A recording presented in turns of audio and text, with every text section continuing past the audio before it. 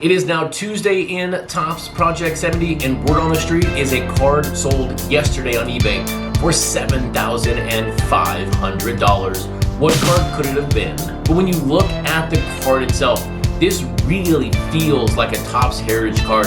It looks like an insert card. It's perfect. And if you thought that Vlad Jr. and Vlad Sr. was as great as I did and you cannot afford to buy that card, go over to my Monday night video, hit that subscribe button, and put your print run guess in the comments. The person nearest the print run without going over will win that card free from me. But welcome back to my channel. My name is Chris, otherwise known on Twitter and Instagram is at CRT_sportscards. And the website that you want to go to for everything related to Project 70, especially if you're a new fan to the set, there is a searchable checklist by any term you want. It is my website, CRTsportscards.com. So what is exciting out there right now in Project 70? We know Tuesdays and Wednesdays, for the most part, are really kind of boring days just because we don't have any print runs. We've only now seen 8 of the 20 cards. Tomorrow it's 12 of the 20 cards, but still, Tuesdays and Wednesdays are just kind of like middle of the road days. We kind of have to get through these days to get to the fun, exciting print run Thursdays and Friday to see how the whole week shaped up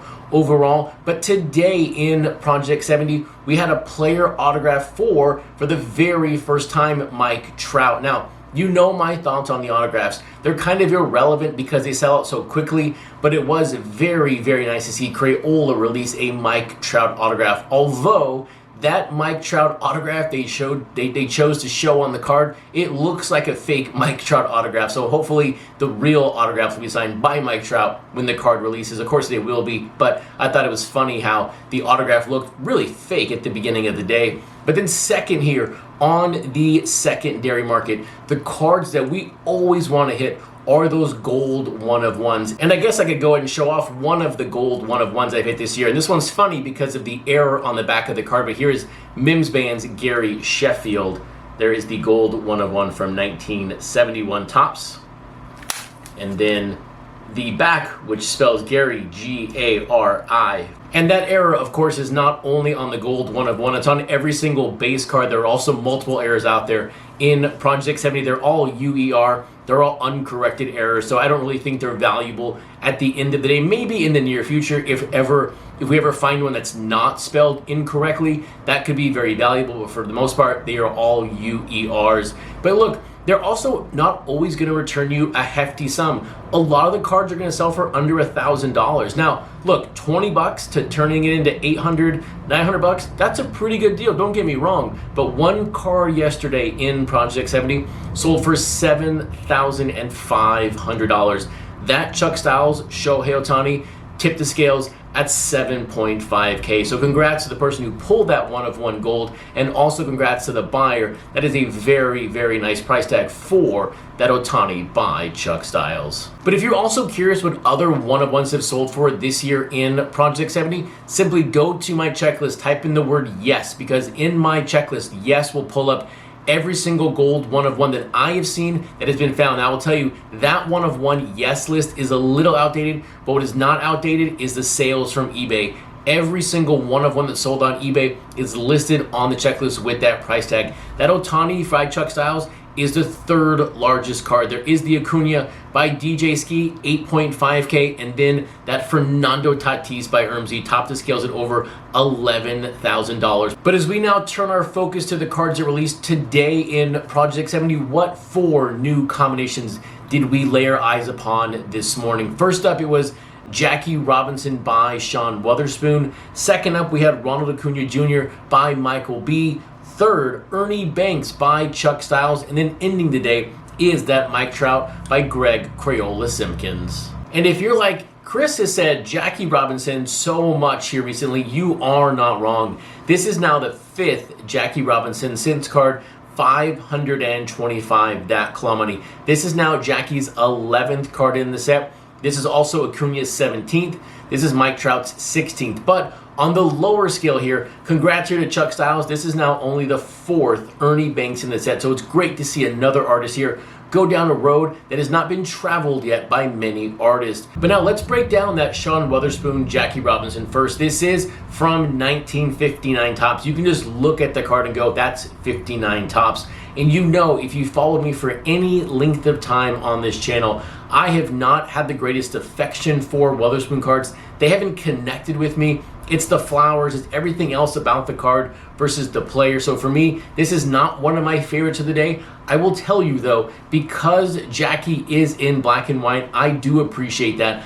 I would like the card less if he was in color. I also though don't understand why there is the Sean Weatherspoon initials right next to his head. He does play on the pens of his accomplishments, but then he puts his own initials right there by the head, which tells me he thinks his initials are bigger than what Jackie has done in his career. So for me, this is a Jackie I'll buy again here, but not necessarily one of my favorite Jackies at the end of the day. So even though that Jackie was not one of my favorites, the other three cards though from the day I did actually really like. It's really hard here to pick a favorite of the day. But first up, let's talk about that Acuna Jr. by Michael B. And if you saw this card this morning and said, I think I've seen this or a variation of this card before, you are again here not wrong. This is the exact same pose and face that Snoop Dogg used for his very first card in the set, his Acuna card number 4. That was nearly 600 cards ago, a project 2020 and a half ago. So a long time since that card released. It's not surprising to see an artist here use another image the second time. There's another interesting thing on this card. You have that stick. Now, where did we first see the stick and cap on? We saw it with the Juan Soto by Soulfly, but that was Vitia. This is now Chapita because Acuna is from Venezuela, not the DR. So this is another cool little interesting take here that if you look at it at first, you'll miss it, but that is a stick in his hand or in his arms, not a baseball bat. And that Acuna, by the way, is also only the 6th time we've seen a card from 2004 top. So very nice to see here again. Another variation around Project 70, not get used that much, get released today in the set. Now, for only the 10th time, only the 10th Chicago Cub in the set, it is now Ernie Banks by Chuck Stiles. And you guys know my recent affection for Chuck Stiles' artwork and his cards overall. It all started with that 71 Roberto Clemente, but we have 1954 times. So we have Ernie Banks. We also have a little cub on the shoulder, and that to me is where my attention is drawn to on this card. And then you mix it with Ernie Banks, I think everything on this card works so very well together. When you take a look at Ernie Banks, you see one thing on Ernie Banks, and by the way, Ernie Banks is the first black player in Chicago Cubs history, so very nice here to have Jackie on a day and also Ernie Banks. But when you take a look at Ernie Banks, you see him, he's not an overly opposing person. You look at that smile and go, oh, he's a really nice guy. You look at that little bear, that little cub, hey, that's a pretty cute little bear, but you know what? Both will kill you instantly if you let down your guard. Ernie Banks would kill you on the diamond with his glove or his bat. That bear will kill you in a second, so do not let your defenses down just because there's a smile on someone or it's a cute, cuddly little bear. And now while we're on the topic of animals, we might as well talk about the last card of the day, Crayola with his Mike Trout, and we almost got it. Crayola almost gave us what we're looking for the entire year. You have Mike Trout, you have 4 arms, but you know what? He has no legs. He is a trout fish.